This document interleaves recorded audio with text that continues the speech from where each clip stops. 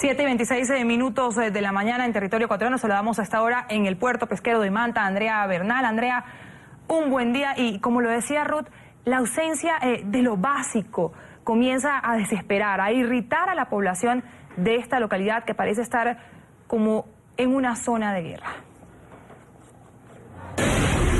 Karen, Ruth, ¿qué tal? Estamos transmitiendo en vivo desde el puerto de Manta, desde el Hospital Rodríguez Zambrano, un hospital público. Ustedes preguntarán, bueno, ¿dónde está el hospital? El hospital está en pie, al lado nuestro, a unos 10 pasos, sin embargo quedó muy sentido por el sismo y tuvieron que evacuar a todas las personas que se encontraban en ese momento. La sala de emergencia del hospital no funcionó desde esa noche del terremoto y hoy han improvisado un parqueadero, el parqueadero del hospital, desde donde atienden médicos, verdaderos héroes, enfermeras, voluntarios que vienen desde Guayaquil, sobre todo, a ayudar a los enfermos, a los heridos que estaban aquí. Nos decían que en el día del terremoto y al otro día más o menos había 500 heridos ese día que han sido trasladados a las ciudades, a los hospitales que realmente sí pueden albergarlos. Aquí hay en estos momentos alrededor de unas 26, 30 personas, nos comentaba un voluntario de Guayaquil,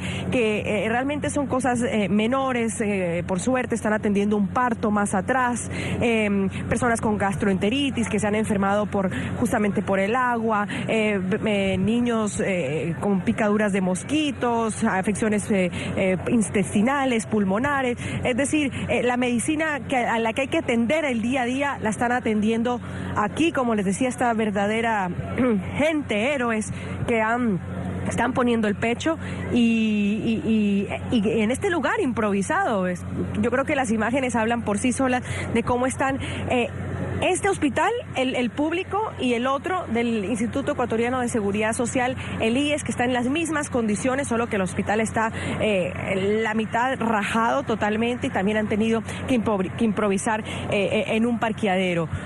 Aquí las personas que han logrado salir con vida, los damnificados y esas historias milagrosas como la que presentábamos ayer en NTN 24, en la tarde, en la noche, luego una recopilación en los informativos de Pablo Córdoba, un señor que quedó atrapado bajo 5 pisos de un hotel donde era recepcionista y nos cuenta esta historia de fe, de milagro, de volver a nacer y también, ¿por qué no?, de película, de cómo logran salvarlo los bomberos de la ciudad de Bogotá, de la capital colombiana, después de casi 48 horas de estar atrapado en un hueco de casi 60 centímetros. Veámosla. Nací en ese momento, volví a nacer. Pocos tienen la posibilidad de decir estas palabras, y más cuando el capricho de la naturaleza decide sobre quién vive y quién no. La persona que estaba conmigo quedó en los escombros, en una habitación. Los latidos de Pablo Córdoba fueron más fuertes que ese sismo que hizo polvo a Portoviejo. 2, 3, asegúrelo, 1, 2, 3. 2, 3. Eso. Luego de 40 horas, Pablo le ganó el pulso a la muerte. Unos 2.400 minutos de oscuridad, miedo e incertidumbre. Ahora Pablo volvió a su familia y a su humilde casa en la costa ecuatoriana y desde ese renacer habló con Andrea Bernal, enviada especial de NTN 24. En medio de tanto dolor, de tanta tristeza de ver a mi pueblo como está en estos momentos en escombros, para mí fue una alegría, algo sobrenatural pasó sobre mí en ese momento. ¿Por qué? Porque cuando desperté de la inconsciencia, me encontré debajo de las patas del mueble. Tan extraña es la naturaleza que destruye con su brusco movimiento, como extrañas las formas que ofrece para vivir. Pablo lo logró bebiendo su propia orina. En esos momentos, cuando estaba ya en que mi cuerpo necesitaba expulsar mi orín, yo también lo aguantaba un poco, pero también no lo podía aguantar mucho porque podía dañar mis riñones, ¿comprende? Entonces yo comenzaba y cogía un poquito de eso y me lo pasaba por mis labios. Un poquito más y tomaba un poquito. Y mientras Pablo Córdoba luchaba para sobrevivir, su esposa pensaba en lo peor. Incluso llegó a comprar el ataúd en el que le daría a Pablo una digna sepultura. Era todo muy oscuro y escuchaba solo las máquinas que remolcaban todos los escombros del edificio. Eso es lo único que escuchaba. Yo decía, oh Dios, ¿qué pasó aquí? Ayúdenme. Yo gritaba así porque la desesperación que sentía. La vida de Pablo no se apagó ni tampoco su celular. A ese pequeño aparato se aferró, comunicó que estaba bien y con una linterna iluminó el camino para los bomberos colombianos que hicieron lo suyo. Ahora son sus nuevos hermanos. A su alrededor, devastación y muerte. Pablo acaba de ganarse una nueva vida, pero el recuerdo de esas horas bajo tierra siempre lo acompañará hasta el final. Y para derrotar a esas sombras, abraza la esperanza, la de ver a su natal Portoviejo en pie y vivo. Pedí perdón de todas mis obras malas, buenas, las hechas por hacer, todo pedí perdón a Dios, lo hice con mi corazón, lo hice de toda mi alma porque yo quería salir. Yo tenía fe que iba a salir y lo logré, ya lo logré. Entonces yo dije entre mí, vamos, si puedo, y por eso le digo a mis hermanos ecuatorianos, vamos adelante, que sí podemos, tenemos que unirnos, tenemos que tener fuerza, hermanos ecuatorianos, portovejenses, luchemos por nuestra vida, vamos adelante.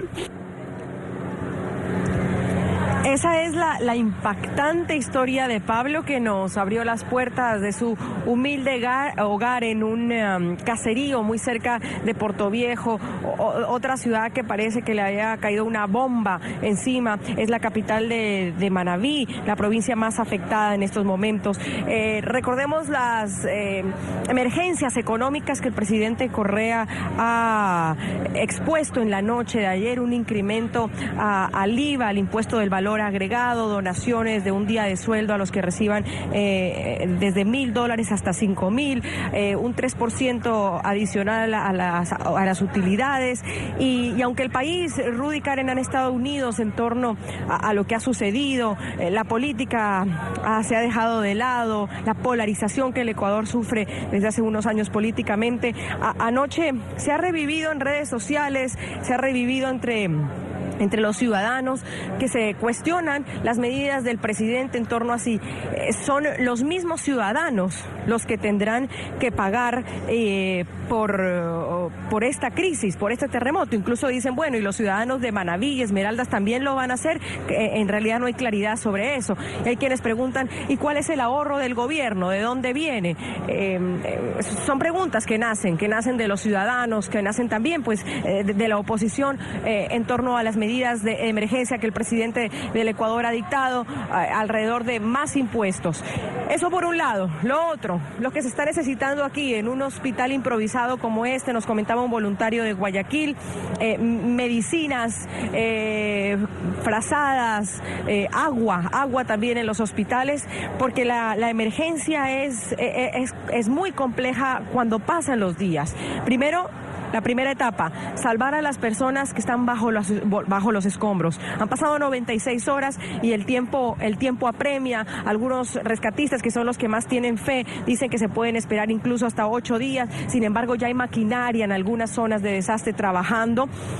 La segunda etapa, escuchábamos también al delegado de los bomberos decir, es la que estamos viviendo quizás, la que viene. ¿Cómo responder ante las necesidades de los damnificados? Ayer estuvimos en un solo centro que brinda ayuda, que brinda los víveres que vienen de otras partes de las ciudades, donde la ayuda es inmensa, la ayuda del gobierno, la ayuda de los municipios, la ayuda del ejército. Es incontable todos los que han llegado con camiones, bolsas de víveres no perecibles, medicina.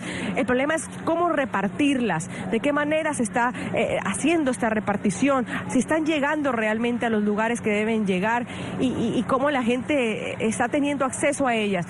Ahí viene el problema y quiero que lo veamos en un informe que hemos preparado para ustedes.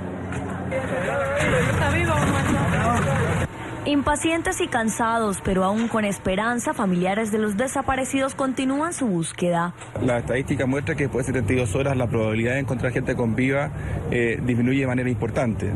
Es fuerte el panorama. Los olores de los cuerpos en descomposición empiezan a sentirse con más fuerza. Estamos tratando de que por lo menos de esas personas sus cadáveres salgan, ¿no? Y tengan una paz posterior, sean enterrados como deberían con sus familias.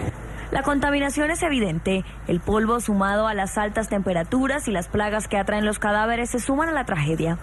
Mientras algunos viven en la esperanza, Otros buscan un lugar para enterrar a sus seres queridos. Las funerarias y los cementerios están al tope. El desespero se apodera de muchos. Las calles se convirtieron por ahora en centros de velación provisional. Para los que se unen a nuestra señal de NTN 24 en toda América Latina y Estados Unidos, transmitimos desde el puerto de Manta, en Ecuador, en el hospital público, donde se ha improvisado un parqueadero debido a que el hospital, que está aquí a unos 10 pasos, nuestro camarógrafo Otto lo localiza, ha quedado sentido por el terremoto del día sábado y se ha tenido que improvisar las camillas, emergencia, aquí a primera vista donde ustedes están, pediatría más atrás, cirugía a un costado, para atender a los enfermos post-terremoto. Así que aquí hay verdaderos héroes, verdaderas personas que donan su tiempo, ponen el pecho para salvar a la gente, para mantenerla a buen recaudo al menos, para darle las medicinas que hay. Y para ser solidarios, porque en este momento es lo que se necesita, solidaridad para el Ecuador. Ruth, Karen, vuelvo con ustedes a estudios. Una buena mañana.